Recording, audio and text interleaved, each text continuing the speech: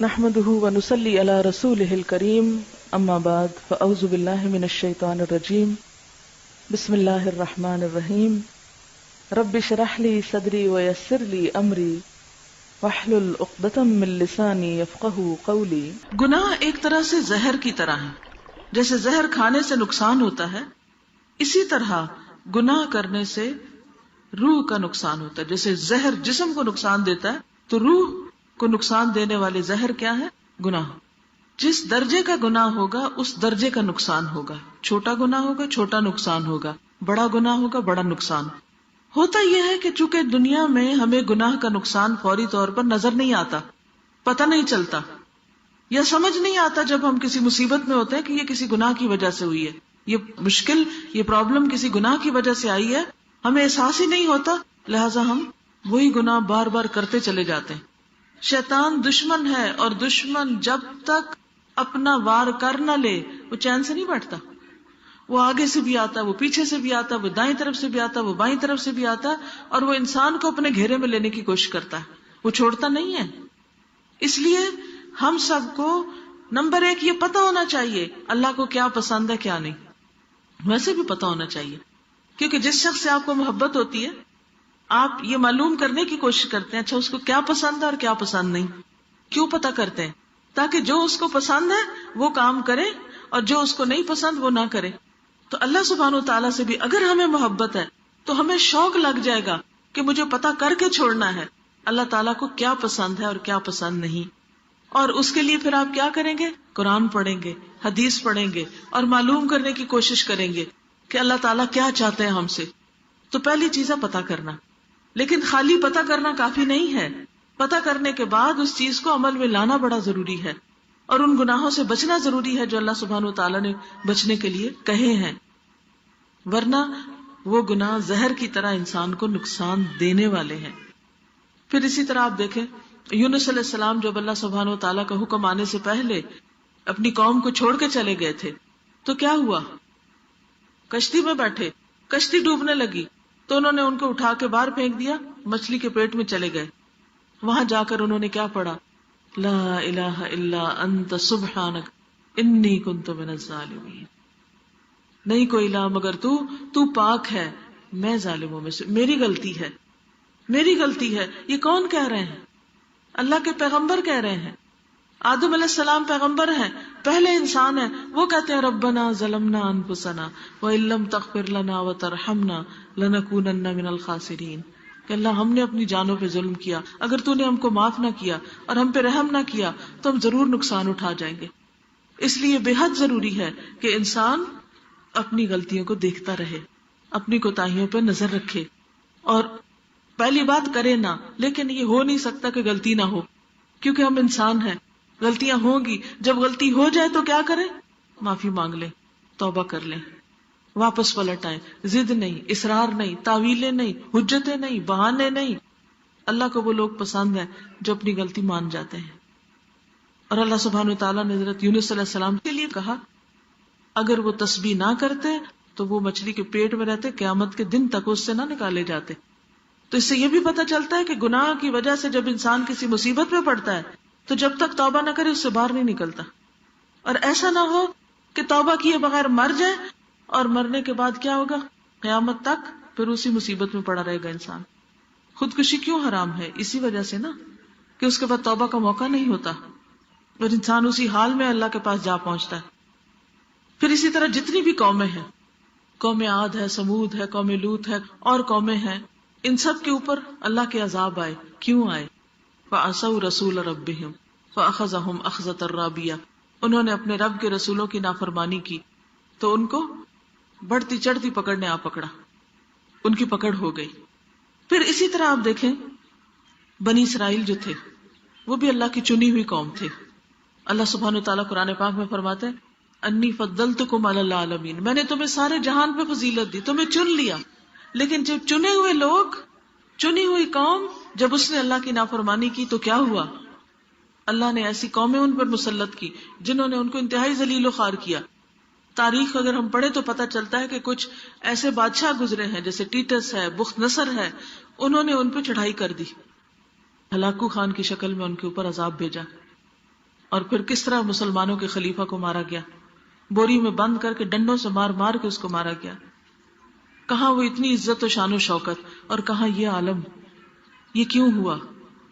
اللہ کے احکامات سے دوری کی وجہ سے ہوا، آپس کی لڑائی اور فتنے اور فرقے کی وجہ سے ہوا. تو جب اللہ کی نافرمانی کوئی قوم کرتی ہے تو آخرت سے پہلے دنیا میں بھی اس کی پکڑ ہو جاتی ہے.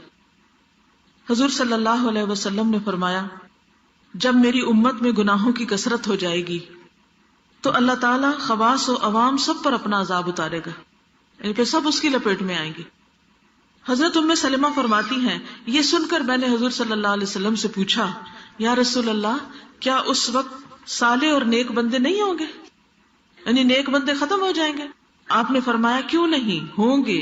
میں نے کہا، پھر ان کے ساتھ کیا معاملہ ہوگا، کیا وہ بھی بیچ میں پس جائیں گے؟ آپ نے فرمایا، جو اور لوگوں پہ افتاد آئے گی وہ ان پر بھی آئے گی، پھر اللہ تعالیٰ کی جانب سے ان کی بخشش ہوگی اور ان کے لیے اللہ کی رضامندی اترے گی. یعنی اگر انسان کسی ایسے علاقے میں رہتا ہے کہ جہاں کوئی وبا پھوٹ پڑتی ہے، کوئی زلزلے میں لوگ مر جاتے ہیں یا کچھ سیلاب آ جاتا ہے، تو اب یہ تو نہیں ہوتا کہ نیک لوگوں کو الگ کر دے اور صرف برے لوگوں کو بہائے. اگر زیادہ گناہ ہونے لگے کسی بستی کے اندر تو آفت سب کو تباہ کر دیتی ہے، پھر نیک لوگ اپنی اپنی نیتوں پہ اٹھائے جائیں گے، لیکن دنیا میں ان کی بھی ساتھ پکڑ ہو جاتی ہے. تو اس لیے یہ بہت ضروری ہے کہ انسان خود بھی گناہوں سے بچے اور دوسروں کو بھی روکنے کی کوشش کرے. کبھی تم ایسا نہ کرو، اللہ کو ناراض نہ کرو. انسان اپنے گھر سے شروع کرے، اپنے رشتہ داروں سے شروع کرے، اپنے محلے شہر والوں سے شروع کرے، اور جہاں جہاں تک انسان کا بس چلے انسان دوسرے انسانوں کو بھی نیکی کی طرف بلائے اور برائی سے روکے. پھر اسی طرح ہم دیکھتے ہیں نبی صلی اللہ علیہ وسلم نے فرمایا، ان الرجل لیحرم الرزق بالذنب یصیبہ، آدمی اپنے گناہوں کی وجہ سے رزق سے محروم ہو جاتا ہے. یعنی اچھی بلی نوکری ہوتی ہے، اچھی بلی جاب ہے، اچھا بلا بزنس ہے، اچانک ڈاؤن فال ہو جاتا ہے. اور انسان کبھی کہتا ہے اس نے مجھے نظر لگا دی، کبھی کہتا ہے اس نے میرے ساتھ یہ برا کیا، اس نے جادو کر دیا، فلانے نے یہ کر دیا. اس طرح کی باتیں ہم کرتے ہیں. یہ بھول جاتے ہیں کہ ہماری بھی کوئی غلطی ہو سکتی ہے، اللہ کی کوئی ناراضگی بھی ہو سکتی ہے. تو ایسے موقع پر دوسروں کو بلیم کرنے کی بجائے توبہ استغفار کرے، کیونکہ اللہ کا وعدہ ہے. حضرت نوح علیہ السلام کی زبانی اللہ سبحانہ وتعالیٰ نے سب کے لیے میسج دیا، فَقُلْتُ اسْتَغْفِرُوا رَبَّكُمْ إِنَّهُ كَانَ غَفَّارًا، میں نے کہا اپنے رب سے معافی مانگ لو، بے شک وہ معاف کرنے والا ہے. يُرْسِلِ السَّمَاءَ عَلَيْكُمْ مِدْرَارًا، وہ تم پر آسمان سے خوب بارشیں برسائے گا. وَيُمْدِدْكُمْ بِأَمْوَالٍ وَبَنِينَ، اور تمہیں مال اور بیٹوں سے نوازے گا. وَيَجْعَلْ لَكُمْ جَنَّاتٍ، اور تمہارے لیے باغات تیار کرے گا. وَيَجْعَلْ لَكُمْ أَنْهَارًا، اور تمہارے لیے نہریں جاری کر دے گا. یہ استغفار کے فائدے ہیں.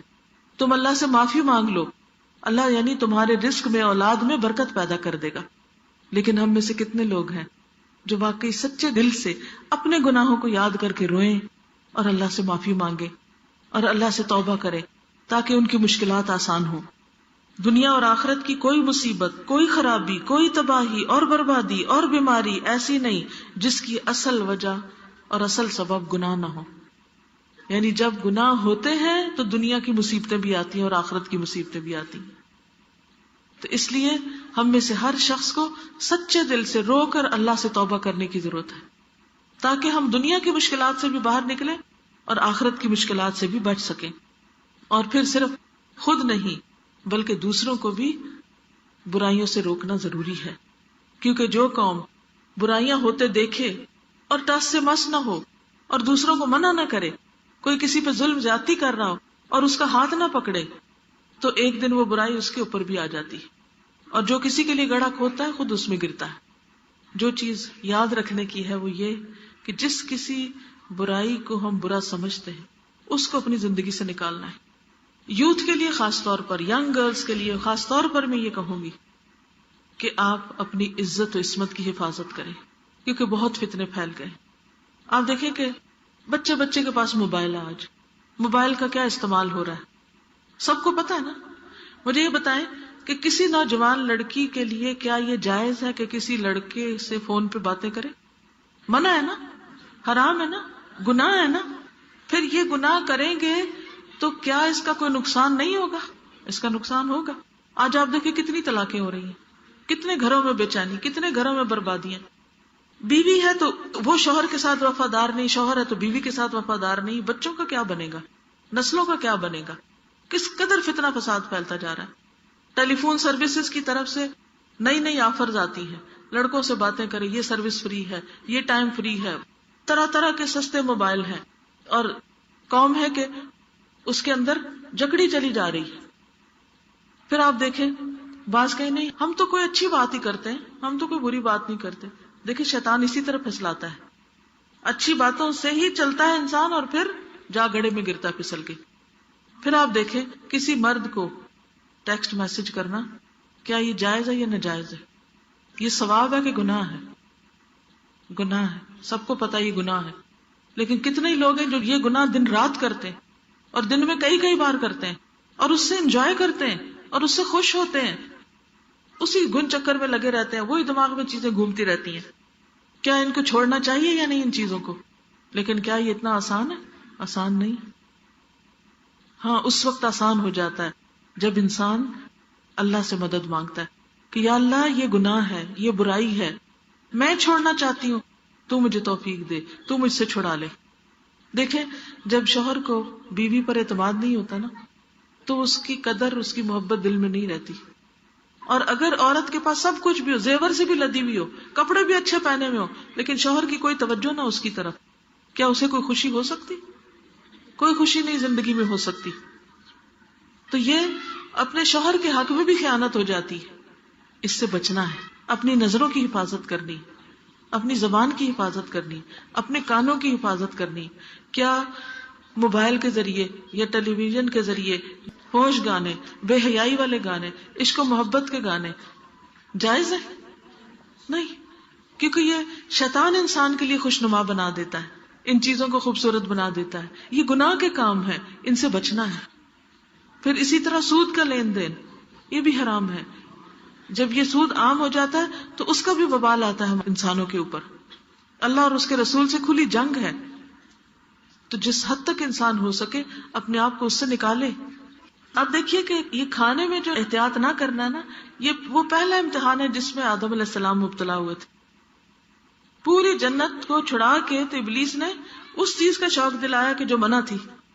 آج بھی آپ دیکھیں اتنا اچھا ہمارا ملک ہے، اتنی طرح طرح کی نعمتیں ہیں یہاں پر، اتنے زبردست فروٹس ہیں اور حلال چیزیں ہیں، ان کو چھوڑ کے ہم آرٹیفیشل کے پیچھے چل پڑے.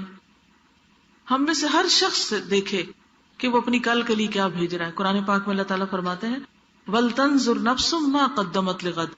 ہر شخص کو چاہیے کہ دیکھے اپنی کل کے لیے کیا بھیج رہا ہے. جو ہم بولتے ہیں، جو ہم لکھتے ہیں، جو ہم سوچتے ہیں، جو ہم کرتے ہیں، سب لکھا جا رہا ہے. اور کل جب کتاب ملے گی تو سب اس کے اندر لکھا ہوا ہوگا.